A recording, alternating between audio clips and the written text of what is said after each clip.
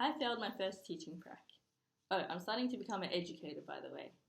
I don't want to get into all the details, but I can tell you what I learned from that experience. Now, I don't like sharing this experience because, let's face it, who really likes to tell other people about their failures? Coming back to uni after that first semester, it seemed that everyone had an amazing first prac. And here I am with nobody really to talk to about my experience. So, whenever somebody did ask me, I would say, oh yeah, it was good, I learned a lot. What I really wanted to say was, it was horrible, I hated it. But I did learn a lot. And hopefully through my experience, you all can learn a lesson from it without having to endure what I did. So we use technology in our everyday lives through computers, smartphones, tablets, and even the Thermomix in the kitchen. Spending time on social media like Facebook and Instagram, buying products online, and watching videos, listening to music. Some of you are probably checking the time on your phone as we speak. Some of us, myself included, our whole lives revolve around our smartphones. For most of us in a first world setting, our phone is the last thing we look at before we go to bed and the first thing we look at when we wake up. Yeah, technology is great. So even though technology is totally immersed in our daily lives, why aren't we using it in our schools to enhance learning? Most schools we go to are always like, put your phone away or I'll take it away. But we have changed almost every aspect of our lives and are incorporating technology. For example, I hardly know anyone who physically goes to pay a bill. It can all be done online. I would agree that the majority of us withdraws money from an ATM, not a bank teller.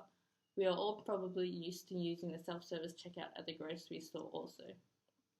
Anyway, my point is, if it is so easy to integrate technology into our own lives, why do most of our schools in the 21st century still look the same as they did in the 19th century?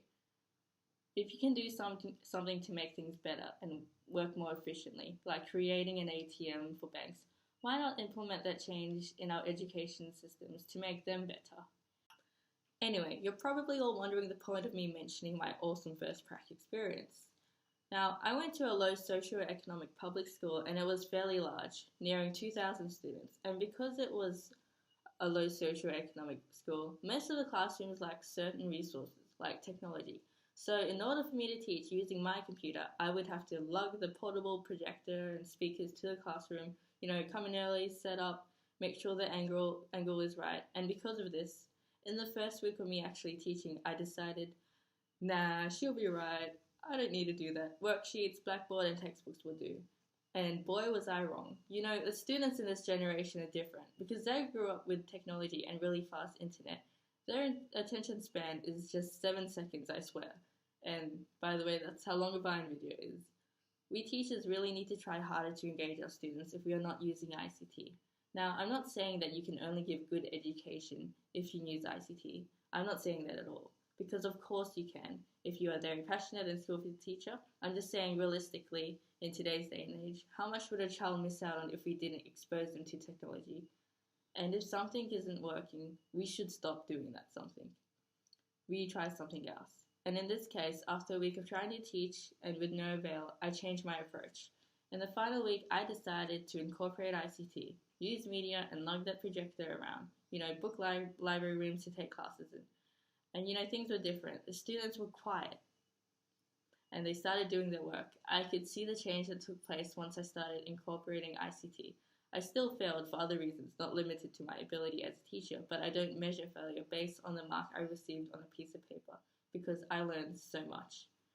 My most recent prac involved teaching Year 12s about entrepreneurship, and they absolutely loved watching Shark Tank videos to discern what attributes made a successful entrepreneur and what didn't. Gone are the days of standing in the front talking. We can do so many things with ICT to make learning better. And by the way, incorporating ICT using a PowerPoint presentation but still standing in the front and talking isn't really incorporating ICT in the classroom. So if there was one thing that I would want you to take away from this talk is that technology is here to stay, and as teachers we should use it. 21st century ICT tools need to be implemented in all classrooms where possible. The difference in the students' behaviour and motivation in our lessons relates strongly to their ability to relate to how the lesson is being taught. You could be teaching the most interesting topic ever, but the students are bored stiff because you are standing up in front of them preaching, or you are making them read the information of a textbook with no end goal. Ignacio Estrada states that if a child can't learn the way we teach, maybe we should teach the way they learn. When I was at school, I had the most amazing history teacher ever. He knew everything about America from when it was settled to now. We would enter the classroom, we would sit down, get out our pens and paper, and stretch our fingers for an insane hour of note scribbling. In year 11 and 12, the only reason I was motivated for this class was because I knew that I had to pass my exams. The information itself was relatively interesting, but the delivery was mind-numbingly boring. 21st century technology allows lessons to be run with absolutely no preaching. Using technology in the classroom allows students to relate to our lessons. On my last prac, my supervisor specifically required that I incorporate the Year 8 history textbook into every single lesson that I taught. The students absolutely hated it. They hated reading it, they hated answering its questions. They were so bored. However, the second I asked them to pull out their laptops, you'd see their eyes widen with excitement.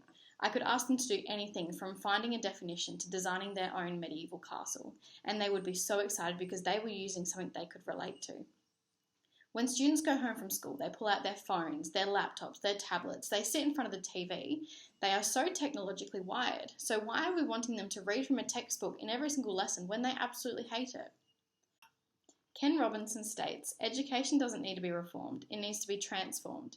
The key is not to standardise education, but personalise it, to build achievement on discovering the individual talents of a child, to put students in an environment where they want to learn and where they can naturally discover true passions. Not only does using 21st century technology in the classroom prepare students for a life after school, where they are able to communicate and participate in technologically advanced community, but also their motivation clearly increases as they use ICT to investigate, collaborate, communicate, and create in the classroom.